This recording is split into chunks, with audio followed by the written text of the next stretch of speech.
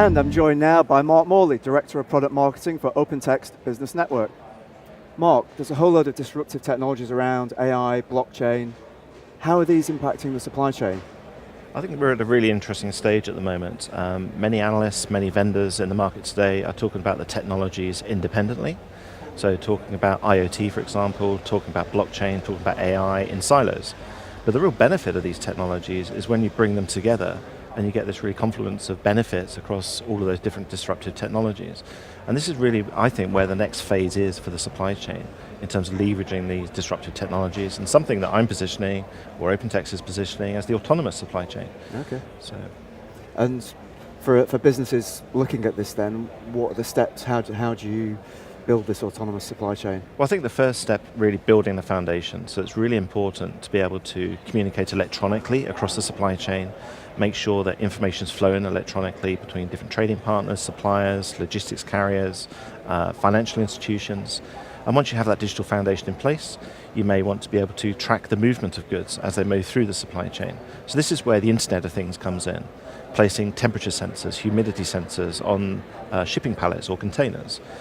Now, the next stage there is that once you have this sensor information coming from the connected devices, you may want to be able to analyze that information for insights and trends, and if there are any disruptions across the supply chain as well.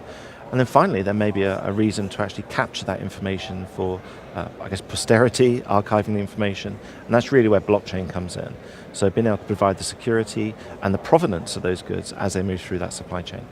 And what are the business benefits of this? The main benefit really is providing the insights into what's going on across the physical supply chain.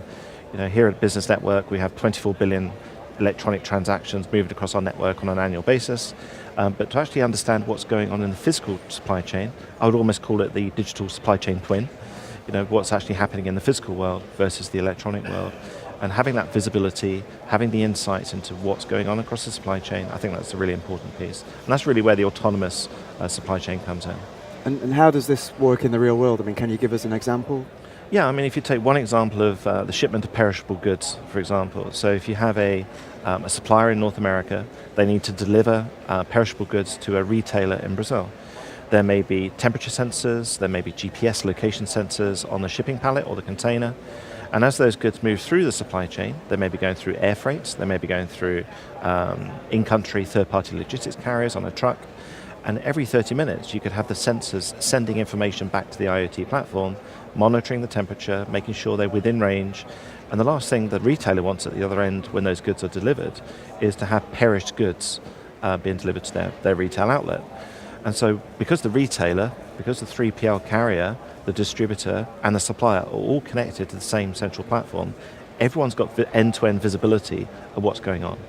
So if, for example, the temperature increased with a 3PL carrier and maybe those goods got damaged, having that information actually retained in a blockchain as well means that you can identify exactly where in the supply chain the goods got perished.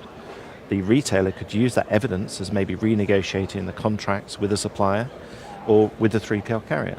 So it's really becoming quite important to leverage both the digital foundation to send information electronically, the sensor information, the AI to analyze for insights, and then blockchain really providing that provenance and the movement of goods through the supply chain. Fascinating, Mark. It'll be interesting to see how this plays out over the next year or two. Thanks for joining us. Thank you very much.